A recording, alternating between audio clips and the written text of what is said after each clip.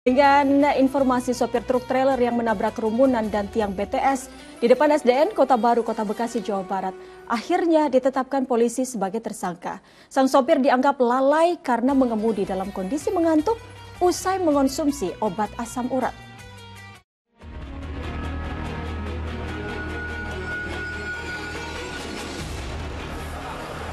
Dari hasil penyidikan dan olah TKP, aparat Polres Metro Bekasi akhirnya menetapkan supir truk trailer berinisial AS sebagai tersangka. AS dianggap lalai karena mengendari kendaraan dalam kondisi mengantuk setelah mengkonsumsi obat asam urat. Akibatnya, truk yang dikemudikan tersangka hilang kendali hingga menabrak puluhan orang dan menyebabkan 10 orang diantaranya meninggal dunia. Tersangka bakal dijerat pasal 310 ayat 4 Undang-Undang Nomor 20 Tahun 2019 tentang lalu lintas dan angkutan jalan. Penyidik dari Satlantas Polres Metro Bekasi Kota sudah melakukan pemeriksaan kepada saksi-saksi termasuk supir trailer yang menyebabkan terjadinya laka dan sudah kita tetapkan atas nama AS, kita tetapkan sebagai tersangka. Kecelakaan truk trailer bermuatan besi itu terjadi Rabu 31 Agustus di depan SD Kota Baru 2 dan 3 kawasan Jalan Sultan Agung, Kota Bekasi, Jawa Barat. Detik-detik truk menerobos bahu jalan di depan gerbang sekolah dan menabrak kerumunan orang terekam kamera pengawas atau CCTV. Selain menabrak warga, truk juga menabrak tiang BTS di pinggir jalan hingga roboh lalu melintang di jalan serta menimpa sebuah mobil box. Awang Darmawan melaporkan dari Bekasi, Jawa Barat. Iya, dari berita tadi kita bisa ambil pelajaran bahwa harus berhati-hati dalam berkendara dimanapun berada. Kalau tidak hati-hati tidak hanya mencelakakan diri sendiri tapi juga mencelakai orang lain. Ustaz Arifin, dari informasi yang baru saja kita saksikan, di mana sang sopir itu terbukti lalai dan tidak hati-hati karena mengonsumsi obat ketika hendak berkendara.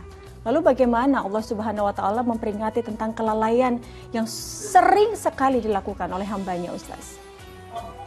Ya, di dalam Al-Quran, Kak Utri, cukup banyak ya ayat-ayat yang mengingatkan kita tentang jangan sampai kita lalai. Lalai dalam arti yang luas ya, lalai umpamanya tidak ingat kepada Allah, lalai kepada diri sendiri, lalai kepada lingkungan, dan seterusnya. Nah, salah satunya atau beberapa di antaranya adalah ayat yang mungkin saya kira ini sangat sering kita dengar.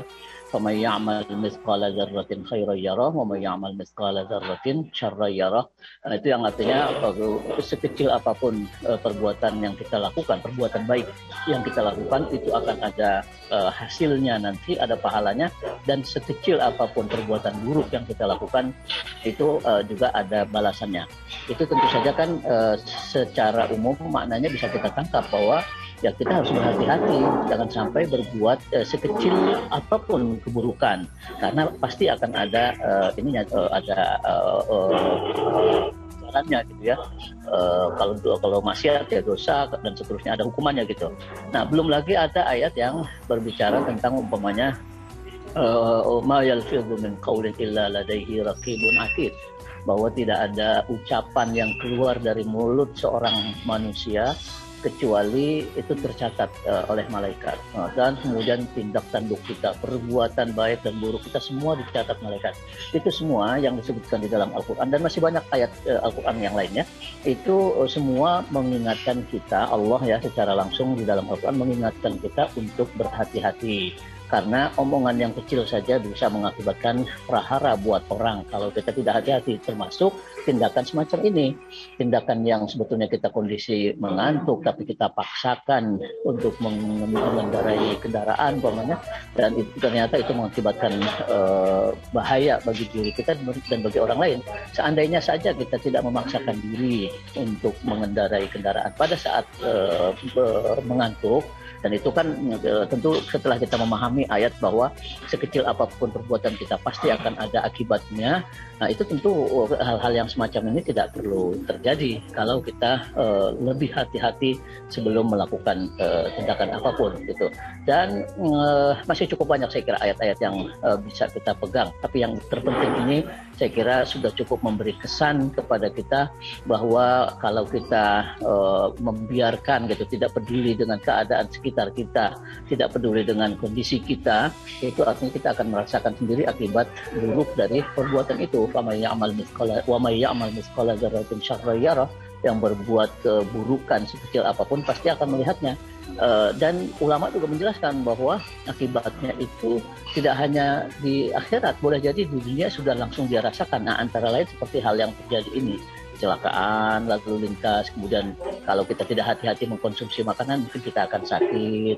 Itu kan semua turunannya panjang, banyak, bisa ke berbagai aspek kehidupan kita ya, tidak hanya aspek keakhiratan. Kadang-kadang orang memahami sikap hati-hati, tidak berbuat baik, tidak berbuat jahat itu hanya dalam kerangka pahala keakhiratan, padahal tidak melulu ke sana. Efek di dunianya juga bisa langsung kita rasakan gitu.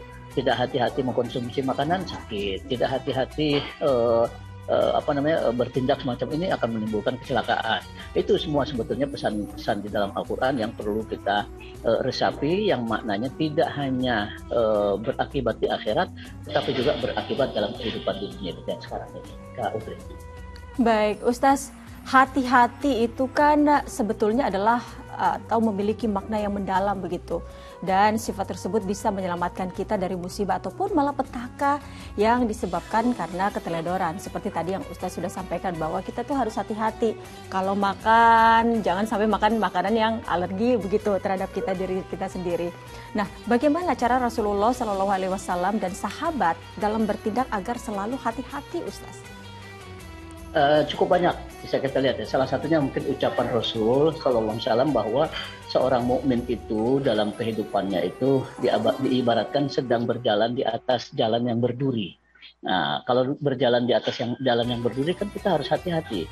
Nah, kalau kita salah, kata Rasul, kalau tidak hati-hati dan menginjak duri, maka kita akan merasakan sendiri akibatnya.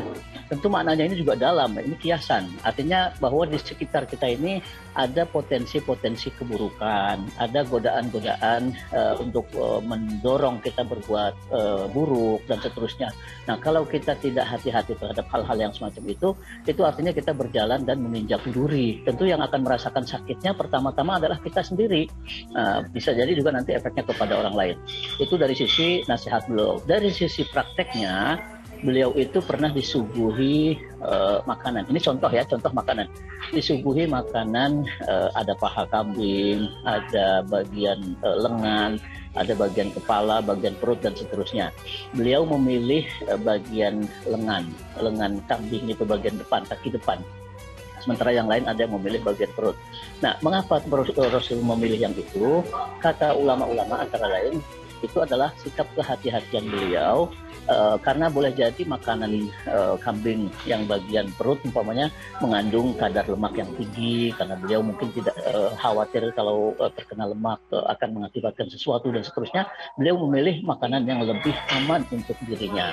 Nah, itu saya kira dari praktek semacam itu, dan kemudian ditambah nasihat beliau, ditambah lagi ajaran-ajaran beliau untuk membaca doa dalam setiap akan melakukan sesuatu, itu semua menggambarkan praktek kehati-hatian dalam melakukan sesuatu apapun ya, berkaitan dengan agama, berkaitan dengan hidup sehari-hari, hubungan sosial, bahkan terkait dengan makanan. Itu beliau sangat hati-hati sampai tidak sembarangan makan makanan yang kira-kira berbahaya buat diri beliau. Walaupun pada saat yang sama beliau tidak mengharamkan. Jadi ketika beliau tidak memakan bagian tertentu dari kambing umpamanya, itu kan ada ulama yang memahami bahwa yang tidak dimakan oleh Rasul itu berarti haram atau makruh. Tidak, sebetulnya tidak selalu begitu. Itu hanya salah satu bentuk kehati-hatian beliau agar beliaunya secara pribadi tidak terkena penyakit yang mungkin dikhawatirkan. Nah, itu kan berarti berlaku untuk pribadi kita masing-masing. Bisa saja kondisi saya berbeda dengan kondisi orang lain. Saya makan lemak lebih banyak, mungkin biasa-biasa saja. Tapi orang lain makan lemak yang agak banyak, dia akan terkena penyakit. Nah, itu perlu memang kejelian kita melihat kondisi kita masing-masing, baik dalam hal makanan maupun dalam hal yang lain. Itu saya kira dua contoh itu bisa kita jadikan pegangan untuk selalu berhati-hati. Karena kita berjalan ibarat ini di atas jalan yang penuh dengan duri. Jangan sampai kita menginjak duri, dan kalau sudah menginjak duri, ya kita sendiri yang akan merasakan sakitnya. Itu saya kira pesan Rasul SAW. Kau